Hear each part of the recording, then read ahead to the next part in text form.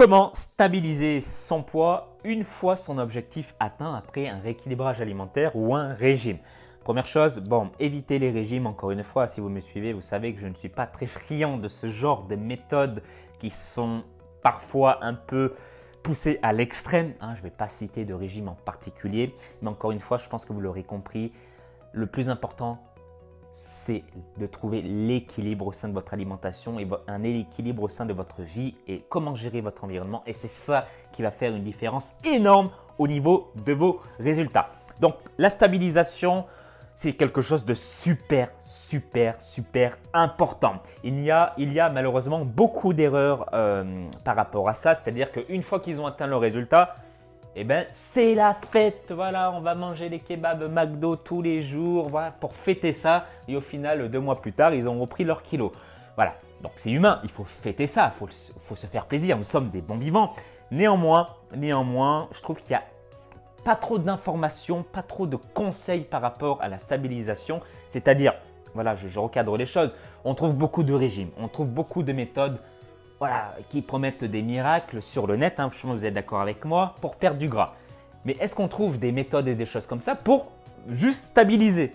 Non, on en trouve très peu et pourtant c'est un point crucial et c'est pour ça que je vais vous donner dans cette vidéo 3 conseils super importants, super efficaces pour avoir une bonne stabilisation de votre poids, de votre forme et garder la forme athlétique toute la vie. Et la troisième conseil est très important. Donc, restez jusqu'au bout de cette vidéo. D'ailleurs, avant de vous donner les 3 conseils, si vous êtes motivé, ce n'est pas un régime que vous devez faire, c'est un rééquilibrage alimentaire. Et par rapport à ça, j'ai créé un guide pour vous. Je vous donne d'ailleurs en plus 8 recettes pour perdre du ventre rapidement. Donc, vous pouvez le retrouver en dessous de la vidéo. Vous pouvez le télécharger gratuitement en dessous de la vidéo dans le lien et dans le i ici. Et si vous êtes motivé, vous saurez où le trouver.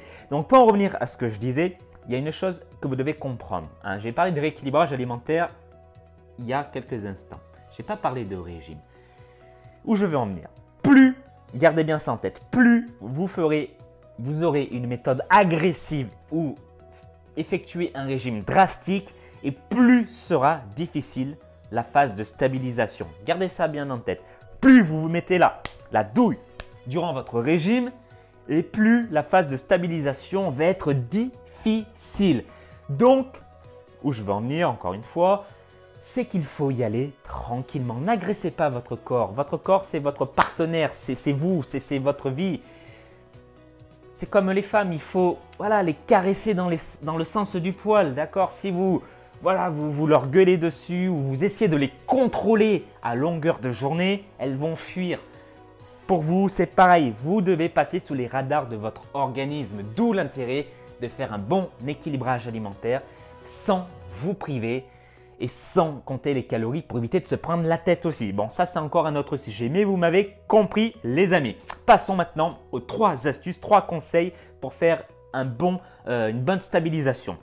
La première, comme vous le savez, pour perdre du gras, il faut diminuer légèrement et progressivement son apport en glucides. Donc, les aliments riches en glucides, ce sont les féculents, le riz et les pâtes, les légumineuses également. Ce sont des aliments riches en glucides qui sont par exemple les lentilles, les petits pois, etc. Tous les produits industriels, bien évidemment. Je ne sais pas moi, les barres céréales, les Choc-Apix, voilà, ce sont pas forcément des choses que je vous conseille, mais ce sont des aliments riches en glucides. Les fruits contiennent du fructose, donc ils appartiennent à la famille des glucides.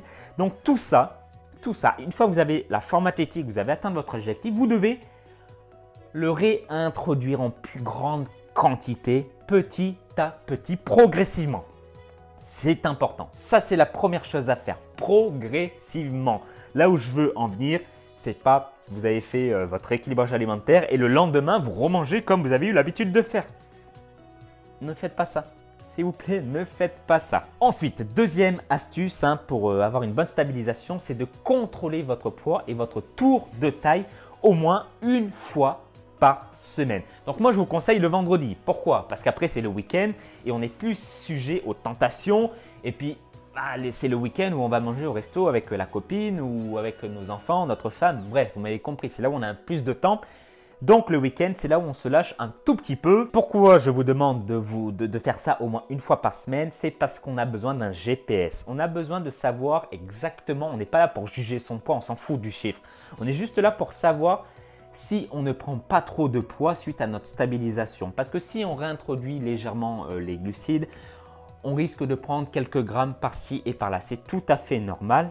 Il faut arriver dans un poids après qui nous convient et là où on se sent en forme. D'accord? Donc, il est important de contrôler tout ça pour ensuite faire des ajustements si nécessaire. Hein, si nécessaire. Si vous avez pris durant, allez, je sais pas, les 2 premières semaines de votre stabilisation 4 kilos, là, il va falloir faire un petit ajustement. Hein. Et imaginez que vous n'avez rien contrôlé parce qu'on se dit, bah là, c'est terminé, j'atteins mon objectif, je ne contrôle plus rien, je ne prends plus mon poids. Bah oui, mais ok, mais vous allez prendre peut-être du poids sans même vous en rendre compte. Hein, et ce serait dommage. Donc, gardez un œil sur vos mesures, très important. Troisième conseil, très important aussi, hein, et c'est souvent une erreur qu'on commet, l'erreur, c'est de ne pas opter pour le tout ou rien. C'est-à-dire, le midi, vous mangez une salade verte, une tomate, donc quasi rien, hein, c'est que dalle. Et le soir, c'est pizza, raclette, la totale. Voilà, vous envoyez la sauce. C'est le tout ou rien. Il faut éviter cela, les amis, parce que votre corps ne va rien comprendre. Hein. Déjà, vous allez le mettre en mode famine à midi et le soir, c'est la débandade. Donc, vous allez stocker du gras. Hein. C'est vraiment quelque chose qu'il faut éviter au maximum et c'est souvent une erreur que je vois. Ne faites pas de l'intervalle training, de l'alimentation, du HIIT de l'alimentation. Autrement dit, dans les phases de forte intensité, mangez une pizza et les phases un peu plus cool, mangez de la salade. Pizza, salade, ça ne va pas trop ensemble. Enfin, ça va ensemble au sein du même repas, mais voilà, vous m'aurez compris quoi. Ne faites pas de l'intervalle training au niveau de votre alimentation, sinon vous allez le payer très cher et votre stabilisation, elle va vous passer sous le nez. Hein. Après, ça va être la prise de masse grasse et ça, c'est autre chose. Quatrième conseil, les amis, et c'est le plus important. Comme je vous ai dit, c'est de garder un œil sur vos résultats. Et qu'est-ce que j'ai dit par rapport à ça tout à l'heure? J'ai dit, s'il y a un problème, s'il y a un mauvais résultat, il faut faire un ajustement. Et c'est l'objet de ce quatrième conseil, c'est-à-dire que si jamais vous avez atteint 70 kg et que durant la phase de stabilisation, en un mois, vous êtes arrivé à 74 kg, c'est que vous êtes allé trop vite, c'est que vous avez ingéré trop rapidement de glucides, c'est que vous n'avez pas capté et mis en place des bonnes habitudes. Donc, ce n'est pas grave, on ne panique pas. Qu'est-ce qu'on va faire? On va faire une mini-sèche. Une mini-sèche, ça peut être sur une semaine et un mois maximum. C'est-à-dire que vous allez reprendre les bonnes habitudes et diminuer petit à petit votre poids pour revenir à un poids normal, là où vous vous sentez bien. Agissez, les amis. Agissez, ne laissez pas vos kilos prendre le dessus. Hein. Pourquoi je vous dis ça? Et c'est valable même dans 5 ans, 10 ans. L'être humain a tendance des fois à se relâcher. On est comme ça. Quand on n'a pas quelqu'un derrière soi, on se relâche et on peut parfois, suivant notre environnement, reprendre de mauvaises habitudes.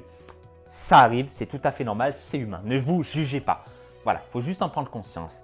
Et au bout de 5 ans, qu'est-ce qui se passe? Vous avez pris peut-être 5 kilos par rapport, en 5 ans. Bon, c'est pas grand-chose, mais c'est quand même 5 kilos. Donc là, boum, en prenant vos mesures, vous repassez à l'action et vous faites une mini-sèche. Comme ça, quand vous allez par exemple partir en vacances, je ne sais pas, aux 2 mois ou 1 mois cet été, vous allez abuser avec les copains, quand vous allez revenir, mini-sèche. Comme ça, vous pouvez essayer de maintenir un poids de forme tout au long de la vie. Ceux qui prennent 20 kg, 30 kg, 50 kg, c'est des gens qui ne mesurent pas ce qu'ils font, ils n'ont pas d'œil sur leurs résultats et ils font un peu les trucs au hasard, un peu au feeling et un jour ils se réveillent, je me sens mal. Alors, c'est déjà bien de se réveiller. Il y en a qui se réveillent jamais. Hein, et comme au sens propre, comme au sens figuré. Donc, s'il vous plaît, mesurez tout et faites des bons ajustements. Ne vous laissez pas mourir. Ne vous laissez pas prendre par le surpoids et les kilos qui s'installent année après année. Voilà les champions, j'espère que cette vidéo vous aura plu. Donc voilà, je vous ai donné 3, même 4 conseils du coup. Hein, j'ai dit 3, mais c'est 4. Donc appliquez bien tout ça et dites-moi dans cette vidéo si vous avez déjà fait, si vous avez déjà été dans une phase de stabilisation et quelles sont les choses que vous avez fait, les erreurs que vous avez commises. Donc dites-moi tout dans les commentaires, mettez un petit pouce bleu, partagez cette vidéo à des personnes qui ont besoin de voir tout ça. C'est très important. Et puis encore une fois, si vous êtes motivé pour perdre le gras autour de votre ventre, je vous ai préparé un guide de nutrition offert pour vous aider à perdre le gras stocké autour de votre ventre. Donc, vous pouvez le télécharger en dessous de la vidéo ou dans le i ici. Et puis moi, je vous souhaite tous mes vœux de succès et que la forme athlétique soit avec vous. À très vite.